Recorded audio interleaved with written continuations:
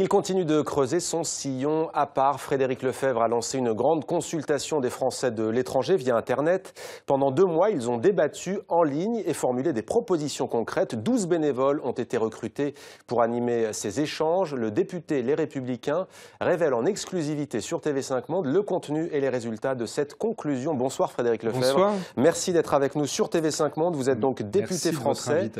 Député français de la première circonscription des Français établis hors de France, Canada, États-Unis. On va parler longuement de cette consultation inédite. Avant d'en parler, c'est bien entendu l'information principale du jour. Vous vous êtes exprimé pour la première fois ce sujet sur une télévision francophone. Vous vous déclarez officiellement candidat à la primaire de droite et du centre pour la présidentielle française de 2017. Pourquoi avoir franchi le pas? Je crois que nos compatriotes l'ont montré d'ailleurs aux dernières élections régionales. Ils se désintéressent de plus en plus de la politique. Ils se détournent de la politique. Quand vous avez 45 millions d'électeurs et que sur ces 45 millions d'électeurs, 30 millions, soit en votant Front National, environ 7 millions, soit en votant blanc, 1 300 000, soit en s'abstenant, 22 millions, c'est-à-dire 30 millions sur 45, décident de donner un coup de pied aux fesses aux partis traditionnels. Ce n'est pas le fruit du hasard. C'est que le débat public, aujourd'hui, il détourne de l'essentiel. Il divertit, au sens étymologique du terme, les Français, du sujet, du cœur du sujet, pour notre pays, pour la vivacité de la France, qui est la question du chômage, la question de l'emploi. Et donc, je veux porter un certain nombre de réformes. Je veux porter un projet. Je ne veux pas être un candidat de plus, je veux être le candidat d'un projet différent. Ouais. On va parler du projet, mais Frédéric Lefebvre, si vous le voulez bien, il y a déjà 8 candidats dans cette primaire des Républicains pour la droite et le centre. Vous êtes le 9e, vous dites un candidat de plus. Ça commence à faire beaucoup, non? Écoutez, le but d'une primaire, c'est que nos compatriotes, en l'occurrence c'est une primaire ouverte, donc bien au-delà de ma formation politique, bien au-delà d'ailleurs de la formation AMI qui est l'UDI, tous les Français qui le souhaiteront pourront participer à cette élection primaire et pourront voter. Et moi, je souhaite que la France mondiale, par exemple, moi, je défends d'abord une nouvelle identité politique française. Vous savez, vous l'avez souvent souligné, que quand je considère qu'un projet est bon pour le pays, même s'il est défendu par le gouvernement actuel, il est de mon devoir de le voter. Parce que je pense aux Français. Je pense que c'est le sens de l'engagement politique. Et je veux le mettre au service d'une France universelle. Universelle, c'est-à-dire mondiale. Dans le débat public aujourd'hui en France, on ne parle jamais de cette France mondiale. Si, on en parle pour expliquer qu'il y a des Français qui sont, on les culpabilise, qui sont partis, qui ont abandonné la France. On parle de fuite des cerveaux. On parle mal de cette France. Or, c'est la France. Tous ces Français qui sont à l'étranger. Et c'est même sans doute une des grandes chances de la France. Et quand on a un pays qui a une démographie dynamique, c'est le cas de la France. Quand on a un pays qui a aujourd'hui entre 2 et 3 millions de Français qui sont partout dans le monde, et qu'on nous explique que tout le monde est en train de fuir. Les Britanniques ont 6 millions de Britanniques dans le monde entier. Et nous, on a cette démographie dynamique qui nous permet de projeter des forces. Donc, il y a toutes les raisons pour qu'on fasse réussir la France, qu'on prenne exemple sur beaucoup de ces acteurs de la France mondiale. Moi, je veux qu'on en parle. C'est aussi leur élection. Et c'est même sans doute peut-être à travers leur regard qu'on pourra modifier un certain nombre de choses importantes. Et c'est justement pour ça que vous avez lancé cette grande consultation, Frédéric Lefebvre, en décembre dernier. Ça fait donc 2 mois. Ils ont pu échanger, recueillir sur Internet. Qu'est-ce qui vous a incité justement à vous lancer dans cette initiative inédite? Alors d'abord, moi je suis un grand défenseur de la démocratie digitale. Je l'utilise avec mes compatriotes dans ma circonscription États-Unis et Canada.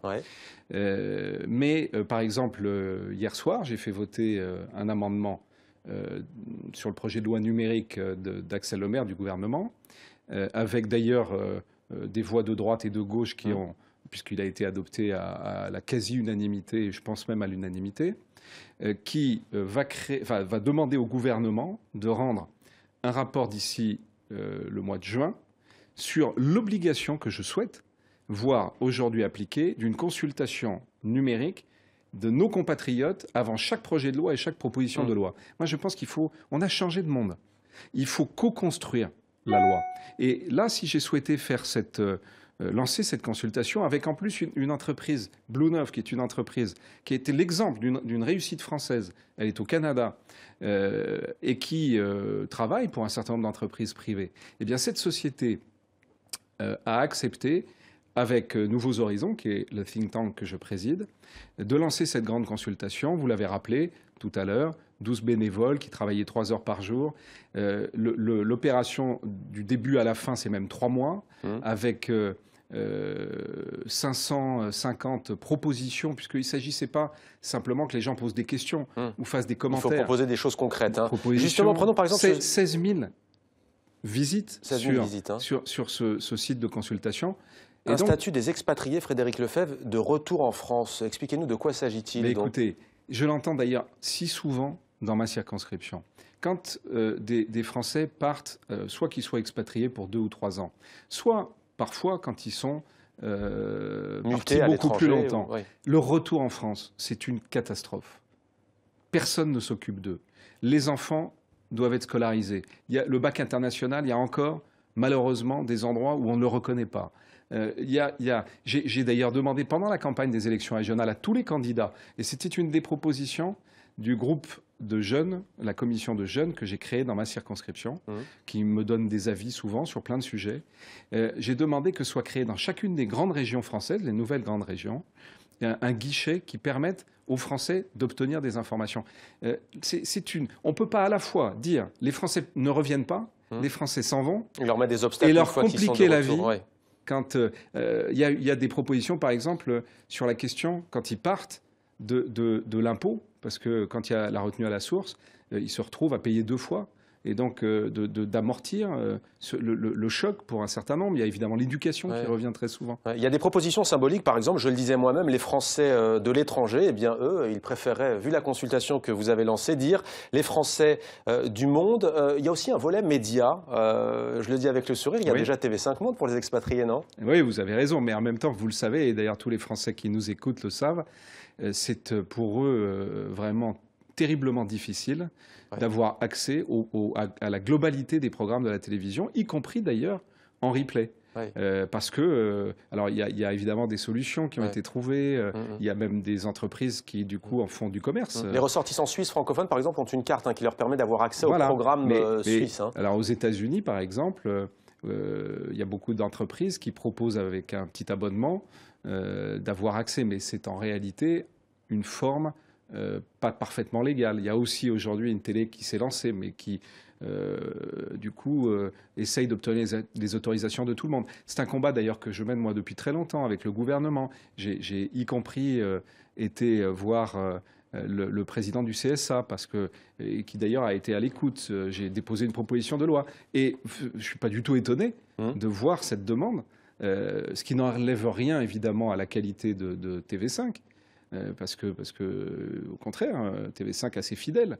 Mais en même temps, il y a une diversité de programmes à laquelle les Français ont le droit d'avoir accès. Regardez, par exemple, on parlait des Britanniques tout à l'heure. Vous avez, quand vous êtes britannique, accès dans le monde entier à tous les programmes. Alors, il y a aussi tout un volet qui concerne les démarches administratives. Vous avez commencé à en parler. On va approfondir la chose avec l'idée notamment de mettre en place un statut de e-citoyen. En quoi ça consiste? Alors, c'est un peu ce que je disais tout à l'heure sur le retour, avec... là, en poussant vraiment la logique de ce que je défends, on a obtenu d'ailleurs un certain nombre de choses, qui est de dire les Français ont le droit qui sont à l'étranger ont le droit de vote par Internet.